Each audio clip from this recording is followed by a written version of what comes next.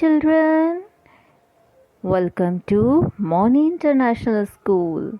मैं शोभना वर्मा आप सभी का आज की हिंदी वीडियो में स्वागत करती हूँ। हमारे प्यारे बच्चे कैसे हैं अपने घर पर? I hope you all are good. आप सभी बहुत अच्छे और सुरक्षित होंगे और आपका परिवार भी बहुत अच्छे से होगा। मैं ऐसी ईश्वर से प्रार्थना करती हूँ।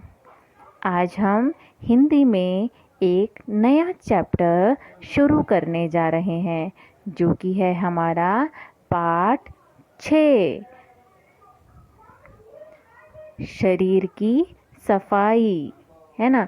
अब आपको इसमें पाठ के नाम से ही आपको इसमें समझ में आ गया होगा कि इसमें हमें क्या क्या बताया जाएगा। तो सबसे पहले हम इसमें पाठ परिचय पढ़ेंगे, यानी कि इस पाठ में हमें किन चीज़ों के बारे में बताया गया है, और फिर हम इस लेसन की रीडिंग करेंगे और मेरे साथ साथ आप भी इस लेसन को पढ़ेंगे। तो सबसे पहले पाठ परिचय में आते हैं। इस पाठ में बच्चों को शरीर की सफाई के महत्व के बारे में बताया गया है। शरीर की सफाई से मन प्रसन्न रहता है और स्वास्थ्य ठीक रहता है। यानी कि हमें शरीर की सफाई की इम्पोर्टेंस के बारे में इस चैप्टर में बताया गया है।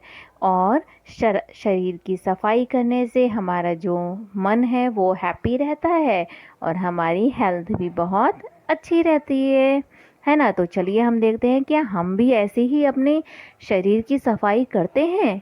तो चलिए पहले हम इस चैप्टर को पढ़ते हैं। मेरे साथ साथ आप भी इस चैप्टर को पढ़ेंगे। सर्दी का मौसम था। मौसम यानी कि ऋतु, यानी कि ऐसा विंटर वाला मौसम था। प्रभाशंकर सुबह सोकर उठा। उसने बिस्तर पर से ही आवाज़ देकर कहा, माँ मुझे दूध दे दो। अब आप ये बताइए, आप भी ऐसी आवाज़ लगाते हैं ना? सब बच्चे, कुछ बच्चे तो सर हिला रहे हैं अपना कि हाँ मैम हम भी ऐसे ही बोलते हैं कि माँ मुझे दूध दे दो या मम्मा मुझे दूध दे दो। तो आगे पढ़ते हैं हम, क्या होता है फिर। माँ ने उसकी आवाज़ सुनी। वह उसके पास जा आकर बोली, बेटा उठो और मुंह हाथ धो लो। दांत साफ करने के लिए मंजन करो। मंजन मतलब क्या होता है, यानी कि ब्रश करो।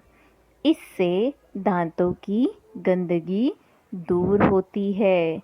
देखिए हम भी सब उठ के एकदम अपने दांतों की यानी कि टीथ की सफाई करते हैं और ब्रश सफाई करने के लिए हम उसे ब्रश करते हैं और इससे जो हमारी दांतों की जो गंदगी होती है वो दूर हो जाती है ना। फिर क्या हुआ, यदि मंजन न किया जाए तो मुंह से बदबू यानी कि बैड स्मेल, बुरी दुर्गंध आने लगती है। माँ की आज्ञा मानकर, आज्ञा यानी कि माँ का कहा हुआ मानकर प्रभाशंकर ने मंजन किया। फिर दूध पिया। पानी गर्म करके माँ ने आवाज़ दी, प्रभाशंकर आकर नहा लो। सर्दी के कारण प्रभाशंकर नहाना नहीं चाहता था। अब कुछ बच्चे इस बात पे मेरी स्माइल भी कर रहे हैं कि सोच रहे हैं कि अरे मैम सर्दी के मौसम में तो हम भी ऐसे ही करते हैं, हम भी नहीं नहाते, है ना। ऐसे ही करते हैं ना आप। तो ऐसा नहीं करना है ना। हमें जो है डेली अपने शरीर की सफाई करनी होती है ना। तो देखिए इस पे माँ ने उसे क्या समझाया प्रभाशंकर को, बेटा प्रतिदिन, प्रतिदिन यानी कि रोज़ नहाना चाहिए। नहाने से शरीर साफ होता है, आलस दूर भाग जाता है और शरीर में ताजगी आ जाती है। ताजगी यानी कि फ्रेशनेस आ जाती है ना। माँ की आज्ञा मानकर प्रभाशंकर ने स्नान किया। स्नान मतलब क्या होता है? नहाना, यानी कि माँ की बात मानकर प्रभाशंकर ने नहा लिया। अब आगे देखते हैं क्या होता है। शाम के समय प्रभाशंकर ने माँ से खाना मांगा। माँ ने कहा, बेटा पहले हाथ मुंह धो लो। खेलते तथा काम करते हुए हाथ पैर गंदे हो जाते हैं। ये सब आप सबको भी पता है ना बच्चों को, क्योंकि जब हम खेलते हैं और काम करते हैं तो हमारे हाथों पे गंदगी जमा हो जाती है, डस्ट हो जाती है। तो इसलिए खाना खाने से पहले और बाद में हमें अपने हाथ पैर अच्छी तरह साफ कर लेने चाहिए। तो देखिए फिर क्या होता है। प्रभाशंकर ने हाथ मुंह धोया और आराम से बैठकर खाना खाया।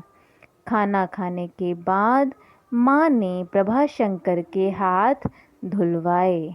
उसी समय माँ ने देखा कि प्रभाशंकर के नाखून बढ़ गए हैं। नाखून यानी कि नेल्स बढ़ गए हैं। उसने प्रभाशंकर को नाखून काटवाने को कहा। प्रभाशंकर ने पूछा, माँ सब लोग नाखून क्यों काटते हैं?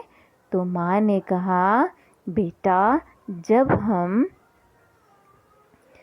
नाखून जब बढ़ जाते हैं तो उनमें मैल जम जाता है। मैल यानी कि गंदगी जम जाती है। आपने भी अभी देखा होगा, कभी जब नेल्स हमारे बढ़ जाते हैं तो उन्हें ब्लैक ब्लैक सा दिखाई देने लगता है, यानी कि वो गंदगी होती है, मैल होता है। और जब हम खाना खाते हैं तब यह मैल भोजन के साथ हमारे मुंह में चला जाता है। शरीर के अंदर जाकर यही मैल रोग का यानी कि बीमारी का कारण बन जाता है। इसीलिए सबको नाखून काटने चाहिए। फिर माँ ने प्रभाशंकर के नाखून काटे। आप भी सब अपना, जब आपके नाखून बढ़ जाते हैं तो आप अपनी मम्मी से या पापा से नेल्स कटवाते हैं ना। तो ये बहुत अच्छी बात है, क्योंकि नेल बढ़ जाने से उनमें गंदगी जमा हो जाती है और गंदगी वो है खाने के साथ हमारे पेट में चली जाती है और वही जो है बीमारी का कारण बनती है। इसलिए हमें समय समय पर नाखून कटवाने चाहिए। फिर देखिए आगे क्या होता है। माँ ने देखा कि प्रभाशंकर के बाल भी बढ़ गए हैं। माँ ने प्रभाशंकर से कहा, बेटा कल बाल कटवाने चले जाना। इस तरह के बढ़े हुए बाल अच्छे नहीं लगते। ज़्यादा बढ़ जाने पर बालों को कटवा लेना चाहिए। प्रभाशंकर ने सिर हिला दिया। माँ अपने बेटे प्रभाशंकर को खूब साफ सुथरा रखती है। सफाई से रहने के कारण प्रभाशंकर कभी बीमार नहीं होता। सफाई रखने से बीमारियां नहीं होती हैं। तो आपको मैं यह उम्मीद करती हूँ और मुझे बहुत ही अच्छे से पता है कि आपको यह चैप्टर शरीर की सफाई बहुत अच्छे से समझ में आई होगी। और इसमें हमें यह बताया गया है कि हमें अपने शरीर को साफ रखना चाहिए, चाहे वो नाखून हो, चाहे वो बाल हो, चाहे वो हमारे दांत हों, है ना। तो हमें समय समय पर उन्हें कटवा लेना चाहिए और अपने हाथ पैर को भी खाना खाने से पहले धोना चाहिए अच्छी तरह, ताकि हमारे भोजन में वह गंदगी या मैल नहीं आ पाए। और आप मुझे पता है आप सबकी मम्मी भी आपको बहुत साफ़ सुथरा रखती हैं और यह चैप्टर पढ़ने के बाद आप खुद भी अपना ध्यान